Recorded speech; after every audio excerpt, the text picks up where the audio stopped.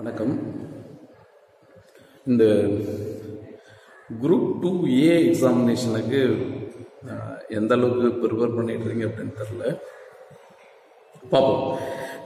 இந்த டைம் வந்து we have some schedule. நம்ம மேல கால்ஃபர் பண்ணுறோன்னு வைங்களேன், மேல கால்ஃபர் பண்ணி ஒரு 60 days டைம் கொடுக்குறோம், அதிகபட்சம் 65 daysனு வைங்க. நீங்கள் எல்லாருமே கிட்டத்தட்ட ப்ரிப்பரேஷன் நம்ம ஏற்கனவே ஒரு வீடியோ போட்டிருந்தோம். அந்த கேப்புக்கு அப்புறம் இந்த வீடியோ போகிறதுக்கு காரணம் என்ன அப்படின்னா, படிக்க ஆரம்பிச்சிருக்கோம்.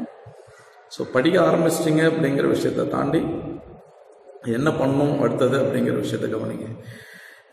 2 மாதத்துக்குள்ள முடிச்சிடணும் இந்த படிப்பை. எப்படி முடிக்கிறது அப்படிங்கிறதுக்கு ஒரு ஷெட்யூல் வச்சுருக்கோம். நான் இந்த வீடியோ முடிகிறப்ப ஒரு சின்ன டைம் டேபிள் நான் காமிக்கிறவங்களுக்கு நான் ஒரு ஷெட்யூல் போட்டிருக்கேன். இது யூஸ்வலாக அதர் டிஸ்ட்ரிக்டில் இருக்கிறவங்க, ஊருக்குள்ளே இருக்கிறவங்க, ரொம்ப ரிமோட் ஏரியாவில் இருக்கிறவங்க, வாழ்க்கையில் வந்து அடிமட்டத்தில் இருக்கிறவங்க, பணம் நிறைய வச்சுருக்கவங்க அது பார்க்கவே பார்க்காது.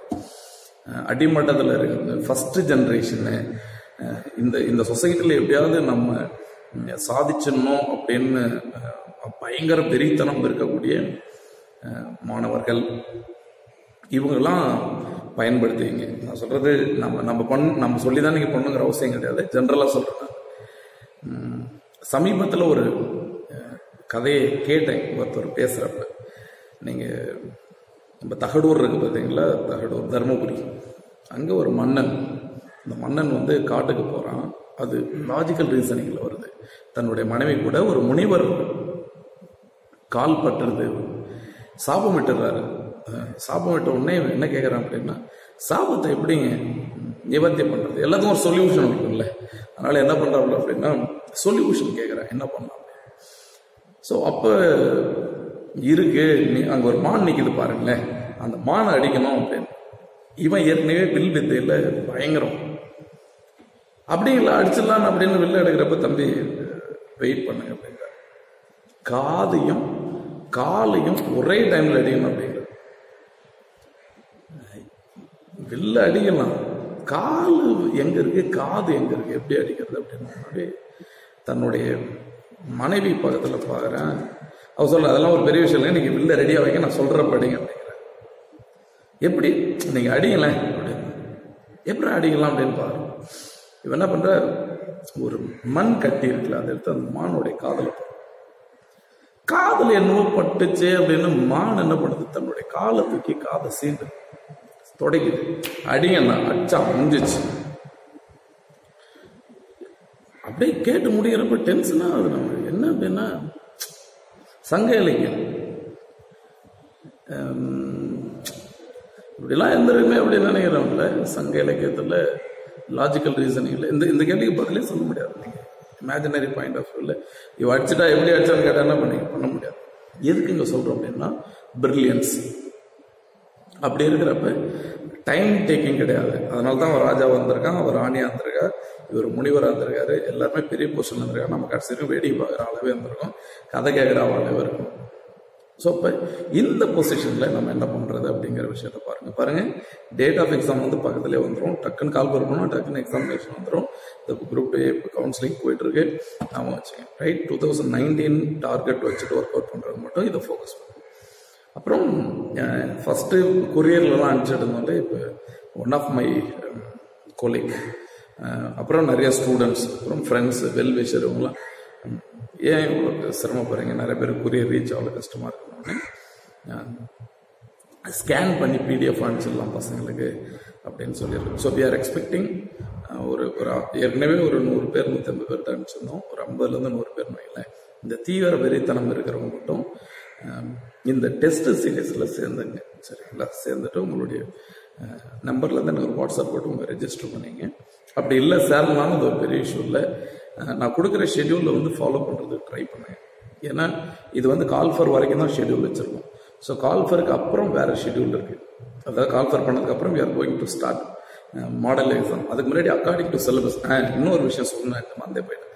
குரூப் 2க்கு ஜிகேவுக்கு அக்கார்டிங் டு சிலபஸ் ஃபாலோ பண்ணுங்க. நான் அப்படிதான் ஷெட்யூல் பண்ணுறேன். சிலபஸ்னா சிலபஸ்ல இருக்கிற வார்த்தை ரிலேட்டட் இன்ஃபர்மேஷன் மட்டும் படிங்க. திருப்பி நீங்க ஸ்கூல் புக்கு படிக்கிறேன், அதை படிக்கிறேன், இதை படிக்கிறேன்னு போட்டு மிஸ்அப் பண்ணி வச்சிடாத, அதை பார்த்துக்கோ. சரிங்களா? பட் தமிழுக்கு வேற வழி இல்லை. You must follow the school book. நான் சொல்றது ஜிகேக்கு சொல்லிட்டு இருக்கேன், அதை நம்ம வச்சோம். சரிங்களா? இப்போ இந்த ஷெட்யூல்ல எப்படி நம்ம மார்க் வாங்குறது? இதுக்கு ஒருத்தவங்க 2500, ஒருத்தவங்க 1000, ஒருத்தவங்க 3500, நிறைய ஃபீஸ் அப்படின்னா இல்லை.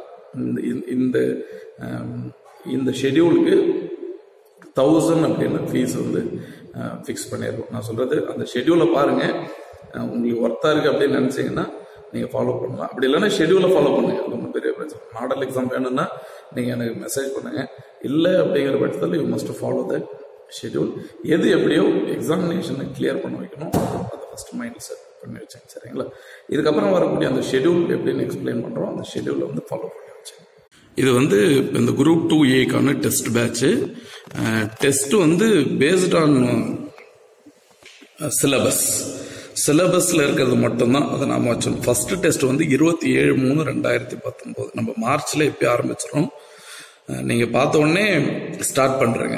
11th தமிழ் புக் வந்து புது புக்கும், இந்தியன் நேஷனல் மூவ்மெண்ட் வந்து சிலபஸ்ல இருக்கிறது. ஃபர்ஸ்ட் சிலபஸ் டவுன்லோட் பண்ணி வச்சுங்க, அதுல இருக்கிற நேஷனல் மூவ்மெண்ட் பார்த்து பாருங்க. அப்புறம் தமிழ் புக்ல இருந்து 100 கொஸ்டினும், நேஷனல் மூவ்மெண்ட்ல இருந்து ஒரு 100 கொஸ்டின், மொத்தம் 200 கொஸ்டின். இதுக்கு ஆன்சர் பண்ண உடனே உங்களுக்கு கீ வந்து எப்போ வரும் அப்படின்னா 28/3 அப்பவே உங்களுக்கு கீ வந்து கொடுத்துருவோம். அதை வாங்கி செக் பண்ணிக்கலாம். ரெண்டாவது டெஸ்ட் எப்போ ஷெட்யூல் பண்றோம் அப்படின்னா 1/4/2019 பண்ணியிருக்கோம். இதுல 6th தமிழ் நியூ புக்கும் எக்கனாமிக்ஸ் புக்ல எக்கனாமிக்ஸ் வந்து சிலபஸ்ல இருக்குது நாம வச்சிடணும். இதுல 200 கொஸ்டின். இதுக்கான கீ வந்து அடுத்த நாளைக்கு கிடைச்சிடும். டெஸ்ட் 3 6/4/2019 9th தமிழ் புது புக்கும் ஜியோகிராபி சிலபஸ் நல்லா நம்ம குரூப் 2க்கு டிஎன்பிஎஸ்சி வெப்சைட்ல சிலபஸ் இருக்கு. அந்த சிலபஸ்ல என்ன ஜியோகிராபி இருக்கோ அதுல அப்புறம் 100 கொஸ்டின் தமிழ்ல இருந்து 100 கொஸ்டின் ஜியோகிராபில இருந்து 200 கொஸ்டின் 7th அன்னைக்கு கீ அனுப்பிச்சிரும். கீ செக் பண்ணிக்கலாம். அடுத்தது 11/4/2019 7th தமிழ் புக். இது வந்து பழச ஏற்கனவே இருக்கிறது. பிளஸ் வந்து சயின்ஸ்ல இருக்கிற physics, chemistry, botany, zoology according to syllabus அதுல இருந்து 100 கொஸ்டின், மொத்தம் 200 கொஸ்டின். அடுத்த நாள் உங்களுக்கு கீ வந்துடும்.